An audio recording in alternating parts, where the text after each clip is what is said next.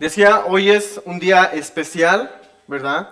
Y sí, cada semana, cada domingo celebramos al Señor, celebramos su muerte y su resurrección, ¿verdad? Adorándole, predicando el Evangelio, como Él nos ha mandado.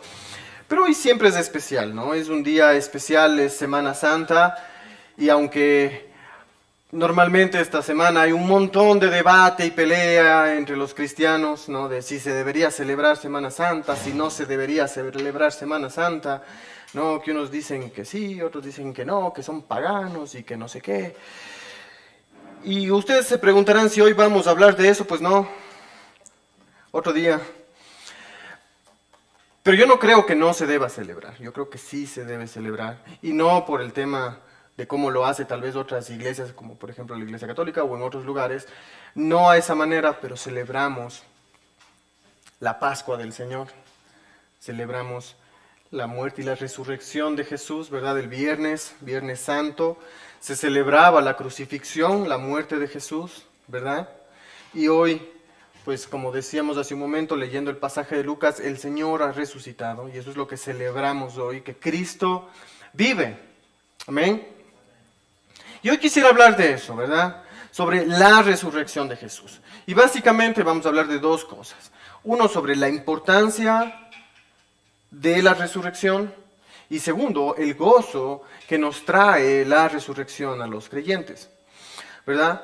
Y para hablar de la resurrección, tenemos que hablar primero del Evangelio. ¿Y qué es el Evangelio?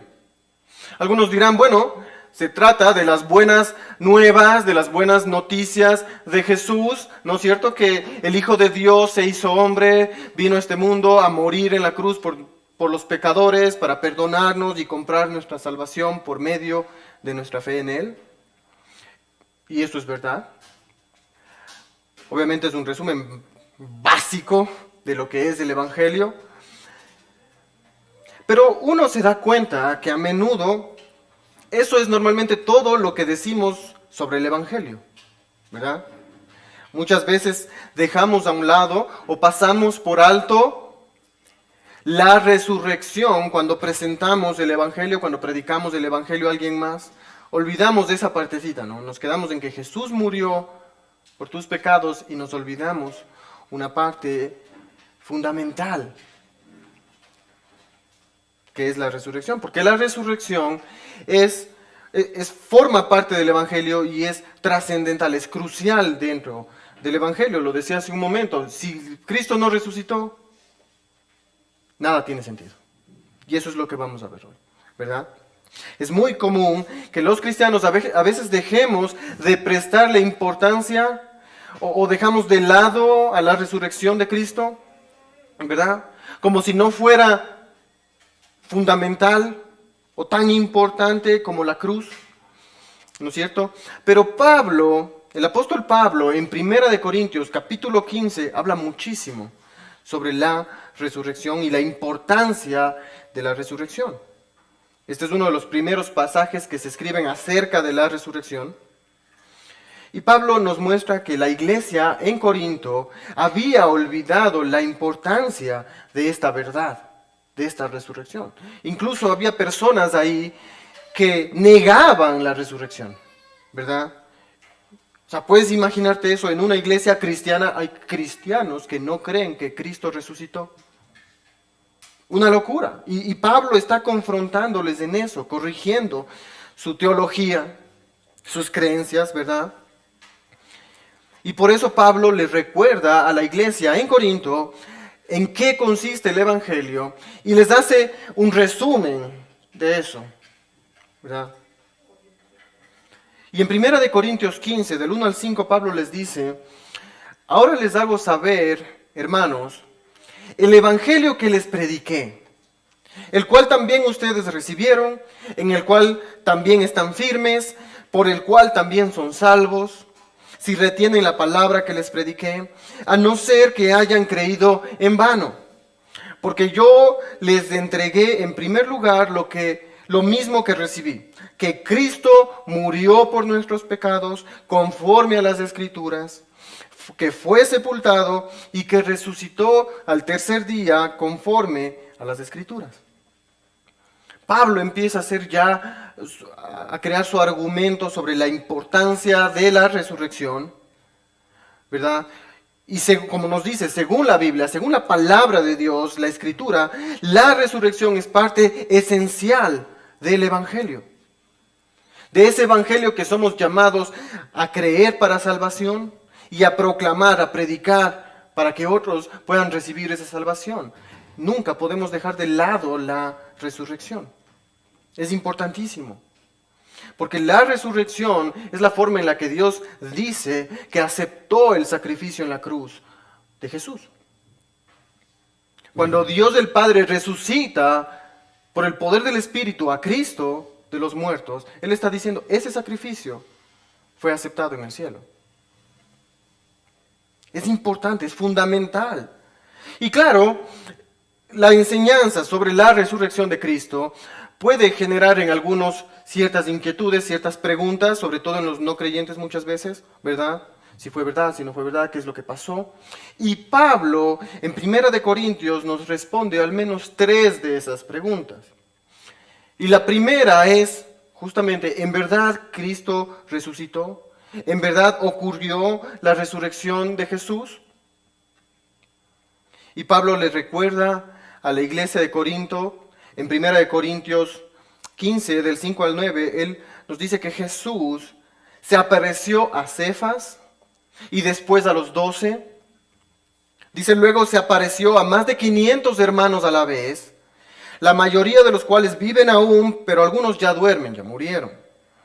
Después se apareció a Jacobo, luego a todos los apóstoles, y al último de todos, como a uno nacido fuera de tiempo, se me apareció a mí también, porque yo soy el más insignificante de los apóstoles, que no soy digno de ser llamado, pues perseguí a la iglesia de Dios. El hecho, hermanos, de que Pablo tenga que escribirle esto a los corintios, no es útil solamente para ellos, sino incluso para nosotros hoy en día cuando conversamos, cuando hablamos de la resurrección. Porque vienen muchas preguntas, ¿verdad?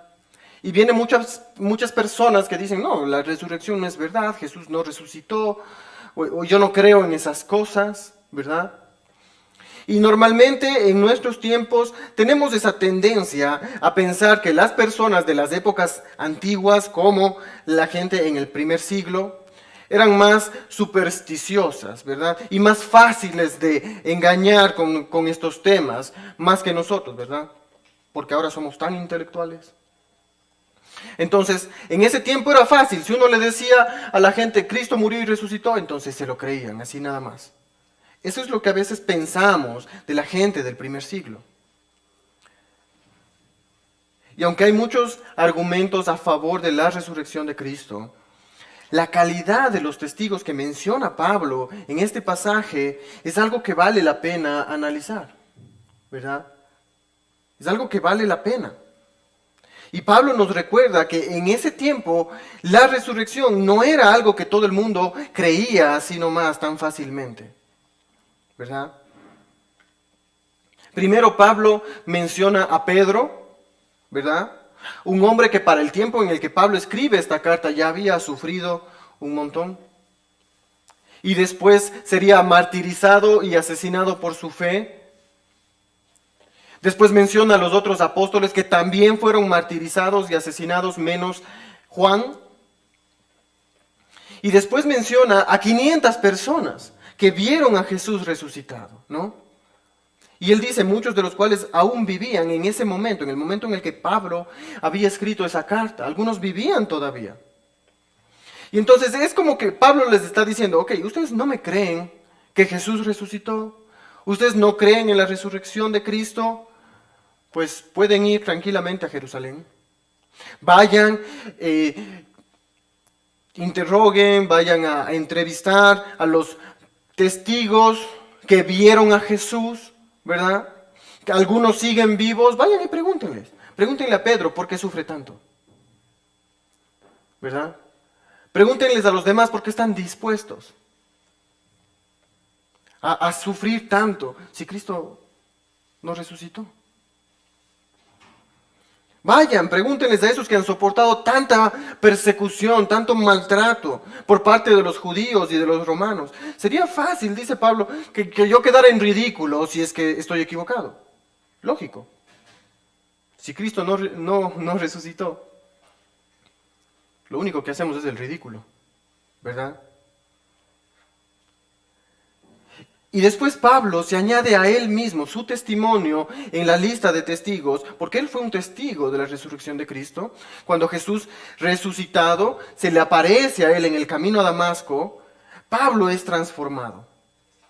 Y pasa de ser un perseguidor de la iglesia a ser un apóstol del Señor, ¿verdad? E incluso llegó a trabajar más que los otros apóstoles. Y Pablo, al igual que los demás, llegó a soportar toda clase de aflicciones, de sufrimientos, dolores. Fue apedreado, fue azotado, ¿verdad? Fue encarcelado, naufragó. Siempre digo, Pablo vivió una historia, una vida de tipo novela venezolana, ¿no es cierto? Un drama, y él lo sufrió todo. Y Pablo dice más adelante en el versículo 32, si por motivos humanos luché contra fieras en Éfeso, ¿de qué me aprovecha? O sea, si peleé con esas fieras y Cristo no resucitó, ¿de qué me sirve? Y dice, si los muertos no resucitan, comamos y bebamos, que mañana moriremos. O sea, hagamos lo que sea. ¿Para qué seguimos sirviendo a Cristo? ¿Para qué sufrimos tanto? Vivamos la vida si Cristo no resucitó. Pablo reconoce que sería absurdo soportar todas esas luchas, todas esas cosas que soportó por Jesús, si es que Jesús no resucitó. No tendría sentido. Entonces, esos testigos que Pablo menciona en 1 Corintios capítulo 15, llegaron primero a cambiar el mundo, ¿verdad? Y fueron capaces de sobrellevar, de soportar todo por causa de Jesús. ¿Por qué? Si Jesús no resucitó, ¿quién estaría dispuesto a morir por alguien que no resucitó? Porque a la larga, si Cristo no resucitó, él sería un mentiroso, hubiera quedado como lo tenían, como un loco, como un lunático, un endemoniado, pero no el Hijo de Dios. Y cientos de personas lo ven y están dispuestos a dar su vida, y dieron su vida por él. ¿Por qué? Si él no resucitó. No tendría sentido.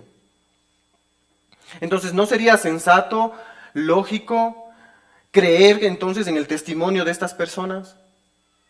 En las cosas que escribe Pedro, en las cosas que escribe Pablo, ¿verdad?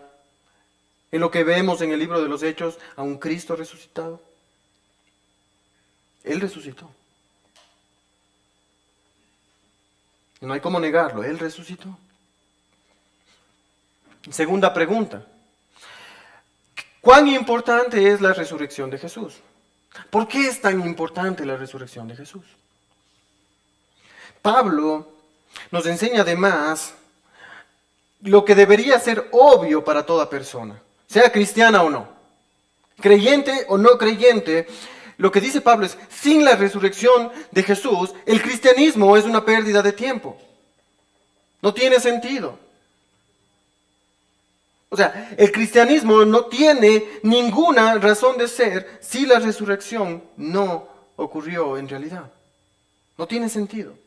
Miren lo que dice Pablo en 1 Corintios 15, del 12 al 19. Ahora bien, si se predica que Cristo ha resucitado de entre los muertos, ¿cómo dicen algunos entre ustedes que no hay resurrección de los muertos? Y si no hay resurrección de muertos, entonces ni siquiera Cristo ha resucitado. Y si Cristo no ha resucitado, vana es entonces nuestra predicación, de gana predicamos, y vana también la fe de ustedes. No tiene sentido creer. Aún más, somos hallados testigos falsos de Dios, porque hemos testificado contra Dios que Él resucitó a Cristo, a quien no resucitó, si en verdad los muertos no resucitan. Le hacemos a Dios mentiroso.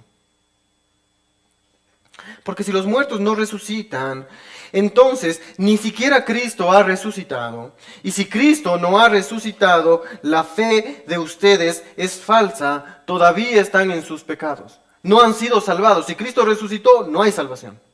Ustedes siguen en sus pecados y están condenados. Entonces también los que han dormido en Cristo, los que han muerto en Cristo, están perdidos.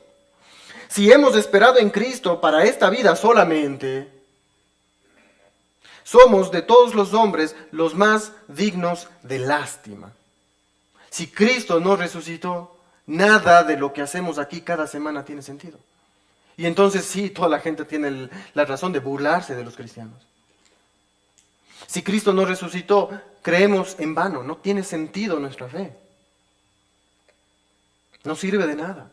La resurrección es fundamental para nuestra fe, es la base del cristianismo. No solo la cruz, la resurrección. C.S. Lewis decía que si la resurrección es real, entonces es infinitamente importante. Y si no es real, entonces no tiene importancia. Lo único que la resurrección de Jesús no puede ser es ser medianamente importante. O es infinitamente y completamente importante y relevante para los creyentes, o no sirve de nada. No hay un punto medio. La resurrección es la base del cristianismo. Sin la resurrección de Cristo, no tenemos por qué creer en la salvación que Él nos ofrece. Esa salvación que Él dijo que iba a darnos con su muerte en la cruz y con su resurrección. Predicar el Evangelio no tiene sentido. Y es un engaño, ¿verdad? Y todavía estamos condenados por nuestros pecados. Y no hay ninguna esperanza de un futuro, de una gloria eterna. No tenemos esperanza si Cristo no resucitó. Es fundamental. Cristo no solamente murió, Él resucitó. Sin la resurrección, su muerte no tenía sentido. No tenía sentido. Tenía que resucitar. Y Él mismo lo dijo, el Hijo del Hombre debe padecer mucho y morir y resucitar al tercer día. Debe resucitar.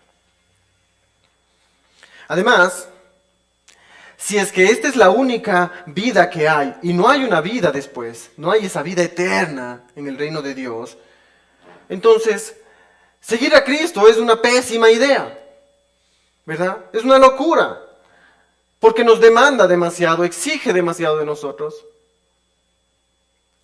Aborrecer a padre y madre, a la familia, a los amigos, dejarlo todo por Él, ¿verdad?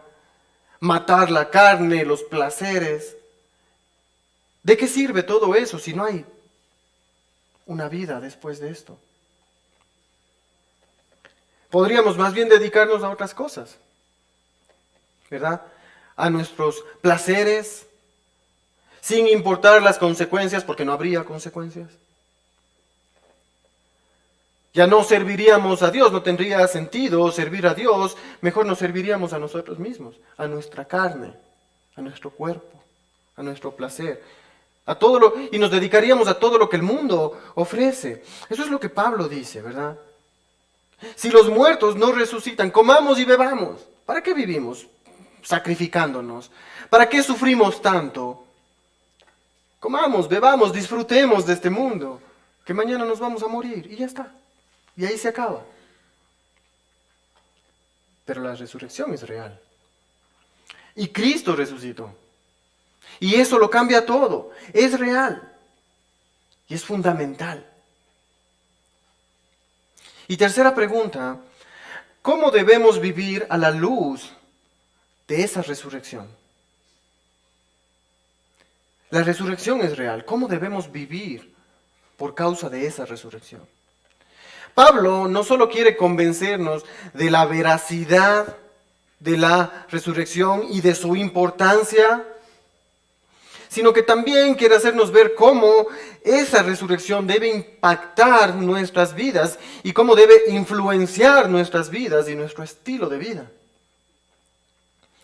Si no existe la resurrección de nuevo, no tiene sentido perseguir la santidad, buscar vivir para el Señor, hacer su voluntad, matar la carne, hacer morir la carne y el pecado que mora en nosotros. No tiene sentido. Para nada. ¿Verdad? Y si decimos que creemos en esa resurrección, que creemos que Cristo ha resucitado, pero no vivimos, como dice Pablo, con sobriedad, en santidad, si no vivimos siendo transformados, siendo un sacrificio vivo, santo y agradable a Dios, entonces nos estamos engañando pensando que tenemos comunión con Dios y que conocemos al Señor cuando no es así. Nos estamos engañando. Pablo dice en 1 Corintios 15, el 32, si los muertos no resucitan, comamos y bebamos, que mañana moriremos. No se dejen engañar, las malas compañías corrompen las buenas costumbres. Sean sobrios, como conviene, y dejen de pecar. Porque algunos no tienen conocimiento de Dios. Para vergüenza de ustedes lo digo. Es lo que Pablo les está diciendo. Dejen de pecar. Les está escribiendo a creyentes que están tratando de negar la resurrección, si es que eran creyentes en verdad. Sean sobrios, vivan como conviene, como es correcto, en santidad, en justicia. Todo por causa de esa resurrección, de esa muerte en la cruz. Pablo va a continuar hablándonos sobre la gloria que iba a venir para nosotros cuando recibamos un cuerpo glorificado, ¿verdad? En el futuro, gracias a su obra redentora en la cruz y por su resurrección, ¿verdad? Ganando la victoria sobre la muerte y sobre el pecado, vamos a recibir un cuerpo glorificado. Y Pablo da las gracias al Señor y nos recuerda que como resultado de la resurrección, nada de lo bueno que hacemos por el Señor será inútil, nada será en vano.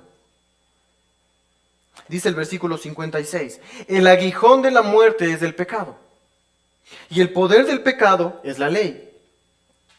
Pero a Dios gracias que nos da la victoria por medio de nuestro Señor Jesucristo. Por tanto, mis amados hermanos, estén firmes, constantes, abundando siempre en la obra del Señor, sabiendo que su trabajo en el Señor no es en vano. Si Jesús no resucitó, no tenemos esperanza. No hay ninguna esperanza para una vida más allá de la muerte física, de esta primera muerte. No hay sentido. Entonces, ¿por qué esforzarnos en hacer bien a los demás? ¿Por qué esforzarnos en obedecer la palabra de Dios? ¿En servir a los hermanos? ¿Por qué esforzarnos en tratar de alcanzar a los no creyentes? No tiene sentido. A fin de cuentas, no vale la pena amar a la gente y hacer todas esas cosas. Buscar la santidad, buscar la justicia en este mundo que está destinado solamente a la muerte. ¿Qué sentido tiene? Pero la resurrección de Jesús es nuestra garantía de que hay esperanza para el hombre y hay una gloria por venir. La tumba vacía de Jesús es un adelanto de que su voluntad y su misericordia serán consumadas en esta tierra. Su voluntad justa se hará en esta tierra. En un mundo dañado por el pecado y por la maldad, Dios ha triunfado. Dios ha vencido. Y eso es lo que nos impulsa a ser constantes trabajando en la obra del Señor, sirviendo al Señor, sirviendo a los hermanos, sirviendo a los no creyentes, buscando el bienestar de ellos, ¿verdad? Sabiendo que no es una pérdida de tiempo y que no solo entraremos en la vida eterna, sino seremos recompensados por nuestras buenas obras también. Las buenas obras no nos dan la salvación, pero van a ser recompensadas. La muerte, hermanos, no va a poder arruinar todo lo bueno por lo que luchemos, porque Jesús venció esa muerte. Jesús se levantó al tercer día y venció a la muerte y venció al pecado. Y eso nos trae gozo. La resurrección nos da gozo. Jesús se gozó. por lo que vendría con la resurrección y después. Y quiero ver ese gozo de la resurrección. Quiero que pienses en esto. Hace un momento Caro lo comentaba, pero imagínate, si tú hubieras estado en la cruz, si hubieras sido tú el que estaba en la cruz, después de haber sido ya azotado, golpeado, escupido, humillado, desfigurado por completo, burlado, si tú estuvieras en la cruz, si hubieras sido tú, probablemente habrías gritado de dolor, de desesperación, quizás hubieras vomitado de tanto sufrimiento, intentando de cualquier manera bajarte de esa cruz, pataleando, sacudiéndote para que no claven tus manos y tus pies a ese madero. Hubieras estado gritando, llorando, desconsoladamente hasta quedar exhausto. ¿Y cómo lo sé? Porque yo habría hecho eso. El hecho de atravesar con clavos las manos y los pies de una persona, colgar a esa persona en la cruz, y que todo el peso de su cuerpo esté desgarrando sus manos, aplastando sus pies, luchando por un poco de aire, o clavándole una lanza en su costado. Son cosas insoportables de ver. Imagínate el que sí la sufrió.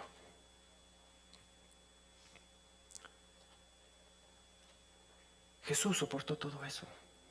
Golpes, humillaciones, le escupieron en la cara, le desfiguraron el rostro, le azotaron, clavaron sus manos y sus pies a la cruz, traspasaron su costado, le pusieron una corona de espinas, espinas que se clavaban en su piel, en su cabeza. Y Jesús hizo todo eso voluntariamente. Él lo eligió. Él escogió la cruz. Nadie, ningún hombre le impuso esa cruz. Nadie le obligó a subirse a la cruz. Él lo escogió. Miren lo que dice en Juan capítulo 10, versículo 18. Nadie me quita la vida. Nadie me quita la vida, sino que yo la doy de mi propia voluntad. Y en Mateo 26, 53, cuando uno de los discípulos, ¿verdad?, quiere armar todo el relajo y la guerra contra los soldados, cuando le van a arrestar, él les dice: ¿piensas que no puedo apelar a mi Padre y Él me enviará de una vez más de 12 legiones de ángeles? Hermanos, lo que Jesús está diciendo es: yo no estoy atrapado. Yo no estoy aquí perdido. ¿Tú crees que Herodes y Pilato y toda la turba y toda esa multitud de gente y los soldados y los sacerdotes, tú crees que ellos son los que están en control aquí? ¿Tú crees que ellos son los que están a cargo aquí? No. No son más que, decía un pastor, no son más que actores en este drama. Mi Padre lo escribió. Mi Padre escribió ya todo lo que está sucediendo y lo que va a suceder. Y yo estoy de acuerdo con Él. Él y yo lo acordamos. Este es mi papel, dice el Señor. Seré crucificado. Es mi elección. No la de Pilato. No la de los sacerdotes. Es mi elección. Yo doy mi vida voluntariamente. Él dio su vida. Y hay un nombre para eso. Amor. Miren lo que Pablo dice en Romanos 5:8. Dios muestra su amor por nosotros, en que siendo aún pecadores, Cristo murió por nosotros. Y yo me hago una pregunta. Todo ese sufrimiento, todo lo que Él sufrió. Por amor. Por amor por esos que no lo merecían. Cada uno de nosotros. ¿Cómo pudo soportar todo eso? ¿Qué llevó a Jesús a soportar todo lo que soportó, todo lo que sufrió antes de la cruz y en la cruz? ¿Qué le llevó? ¿Qué le ayudó a soportar? ¿Qué es lo que le dio la fuerza para soportar todo eso? Porque seamos sinceros, si nosotros estuviéramos en la cruz, la verdad ni siquiera nos subiríamos a la cruz. Hablo por mí. Pero la respuesta la vemos en Hebreos 12, versículo 2. Por el gozo puesto delante de él, soportó la cruz. Por el gozo puesto delante de él, Jesús soportó esa cruz. Toda esa humillación al ser desnudado, al ser ridiculizado, ¿verdad? Ustedes leen esos pasajes y ven a los soldados romanos burlándose de él, escupiéndole, golpeándole, vendándole los ojos y gritándole: profetiza, ¿quién te golpeó? Todo el odio de la gente, los golpes, los azotes, la laceración en su cuerpo, su rostro completamente desfigurado, irreconocible, relámpagos de dolor. Hora tras hora. Horas. Cuando él fácilmente podía haber clamado al Padre para que lo rescatara, o llamado legiones de ángeles para que peleen por él. Pero él, en cambio, eligió el dolor. Eligió soportar la cruz y toda la humillación. ¿Por qué? Por el gozo puesto delante de él. ¿Y cuál es ese gozo? ¿Cuál es ese gozo que lo llevó más allá de los horrores de la cruz? ¿Que hizo posible que él soportara todo eso? ¿Cuál es ese gozo que lo llevó a soportar todo eso por amor? Jesús mismo da la respuesta en varios pasajes del Nuevo Testamento. E incluso en algún salmo. Miren lo que él dice. Y lo vamos a hacer como que él estuviera diciéndolo directamente, ¿verdad? Juan 10:18. Nadie me lo quita. Yo lo doy mi vida por mi propia voluntad. Yo tengo autoridad para ponerla, para darla, y tengo autoridad para volverla a tomar. Juan 2:19, destruyan este templo, y en 3 días lo levantaré. Marcos 8:31, el Hijo del Hombre debe sufrir muchas cosas, ¿verdad? Y ser muerto, y después de 3 días resucitar. Él debe, y Él lo hará. Hechos 13:34, nunca más moriré. Hebreos 7:16, seré el sumo sacerdote eterno por el poder de una vida indestructible. Mateo 28:18, tengo toda autoridad en el cielo y en la tierra. Toda autoridad me es dada. Apocalipsis 17:14, seré rey sobre todos los reyes y señor sobre todos los señores. Apocalipsis 1:18, viviré para siempre y tendré las llaves de la muerte y del Hades. 3:21, me sentaré con mi Padre en su trono. Primera de Corintios 6:20, tendré en mi mano el cheque firmado con mi sangre por la compra perfecta, completa e irreversible de mi novia. Estaré rodeado de ángeles que clamarán a gran voz, dice Apocalipsis 5:12. Digno es el Cordero que fue inmolado de recibir el poder y la riqueza, la sabiduría, la fortaleza, el honor, la gloria y la bendición. Mateo 16:18. Y desde mi trono edificaré mi iglesia en la tierra, y las puertas del Hades, las puertas del infierno, no prevalecerán contra ella. Y cuando se cumpla el tiempo, vendré otra vez con poder y gran gloria, y juntaré a mis escogidos de un extremo al otro del cielo. Mateo 24. Salmo 72, 19. Y llenaré de mi gloria los cielos nuevos y la nueva tierra. Mateo 25, 23. Y le diré a mi novia, entra en el gozo de tu Señor. Cuando Hebreos 12:2 nos dice que Jesús, por el gozo puesto delante de él, soportó la cruz, ese era su gozo. De eso nos está hablando, de lo que Jesús sabía que vendría después de su muerte y después de su resurrección. Toda esa gloria, esa resurrección, ese futuro, esa esperanza, ese gozo que fluía desde el futuro hacia ese horrible presente, era lo que movía a Jesús, lo que lo llevó a sufrir todo eso y a soportar todo el sufrimiento y a amar de la forma en la que amó. El gozo de la gloria que vendría después. Y tú puedes tener el mismo gozo de Jesús. Mira, si Jesús estuviera aquí, y claro que lo está, pero si tú pudieras verle físicamente y pudieras escuchar su voz, ¿verdad? Yo creo que esto es lo que nos diría.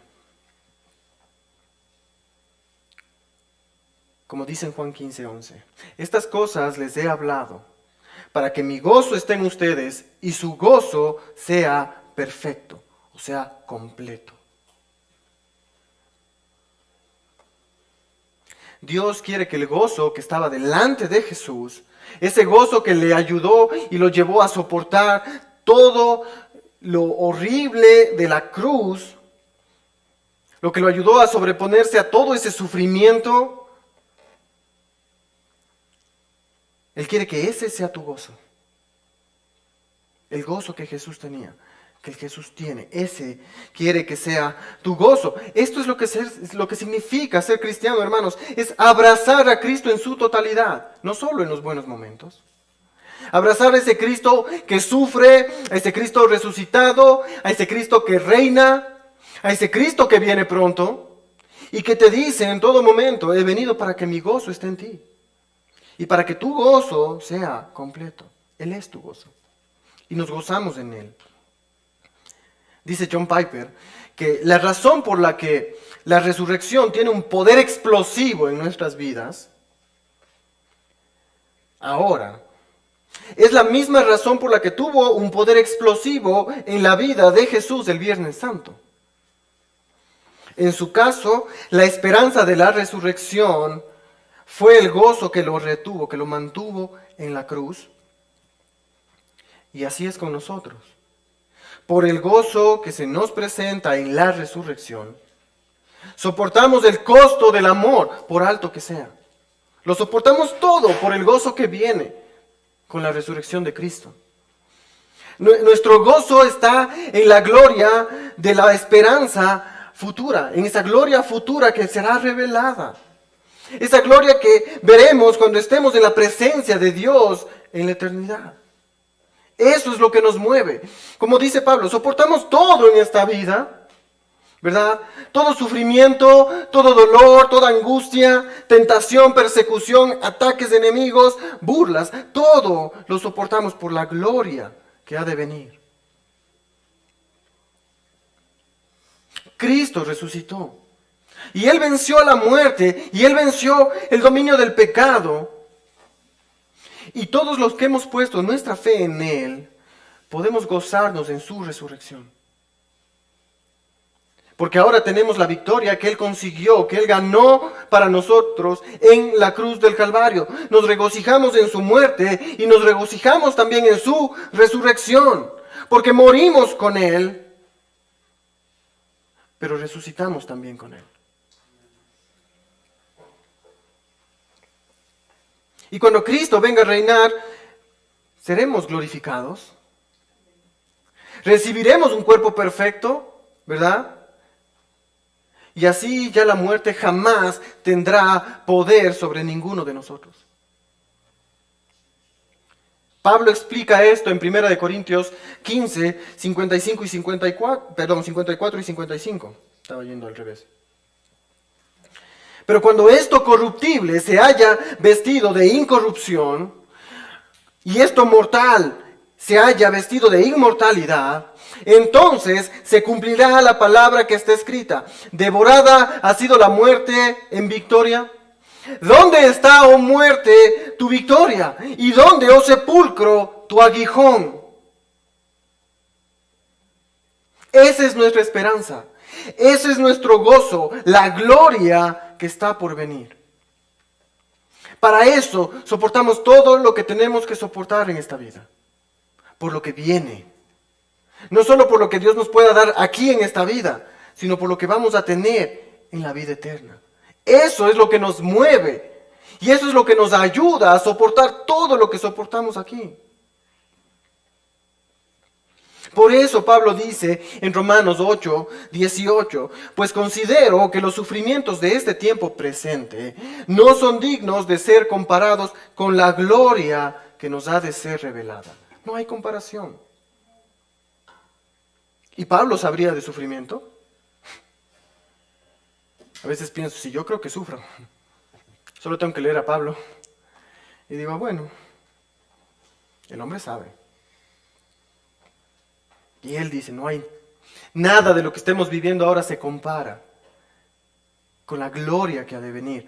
Y en 2 Corintios 4, versículo 17, él dice, pues esta aflicción leve y pasajera, nos produce un eterno peso de gloria que sobrepasa toda comparación. Nada de lo que estés viviendo ahora, absolutamente nada se compara con lo que tendrás en el reino de Dios. Nada. Todo el dolor que sientes ahora, todo el sufrimiento que has vivido, que estás viviendo o que vivirás, porque todos sufriremos. Todos los problemas, las dificultades, los ataques de enemigos, ¿verdad? Las burlas. Todo eso es nada. Es nada comparado con la gloria que verás en el reino de Dios cuando entres a la vida eterna. Cuando el Señor te diga, entra en el gozo de tu Señor. En el gozo de tu Señor. Cristo murió. Hermanos, no solo para perdonar tus pecados, sino también para comprar tu adopción como hijo de Dios. Para que tú puedas entrar así en la vida eterna. En el reino de Dios, siendo puro, santo y sin mancha. Esa es la salvación, que fuiste justificado, santificado y serás glorificado. Y para eso era necesaria la resurrección. Lo decía al principio, la resurrección es el medio que el Padre utiliza para manifestar, para demostrar el hecho de que el sacrificio de Jesús en la cruz fue aceptado en el cielo, como un sacrificio perfecto, puro y sin mancha. Y así se hizo posible eliminar el pecado, el dominio del pecado y de la muerte en cada uno de aquellos que han puesto su fe en Cristo Jesús para la salvación de sus almas. Cristo resucita y el Padre dice, ese sacrificio fue perfecto.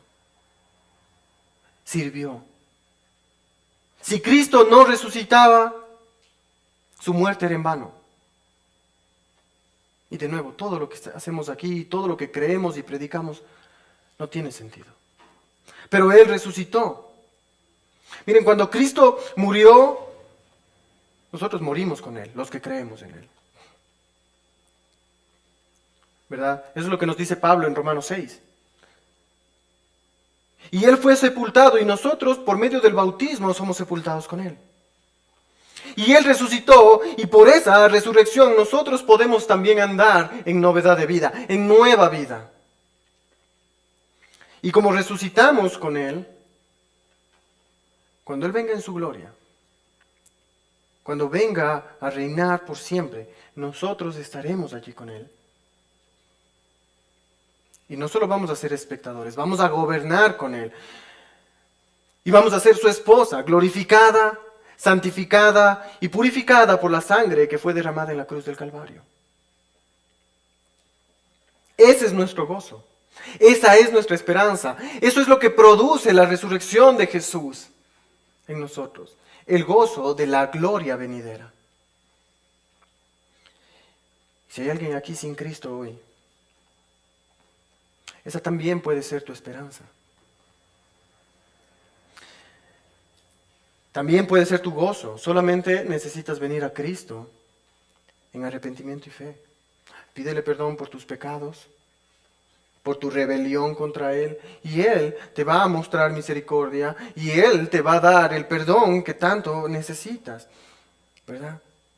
Con ese perdón viene el gozo y la esperanza futura. Esa esperanza que tenemos todos aquellos que hemos depositado nuestra fe en Cristo, en el único que puede perdonar, en el único que puede salvar, en el único que pudo morir en una cruz y resucitar al tercer día para salvar a pecadores que no se lo merecen, a cada uno de nosotros.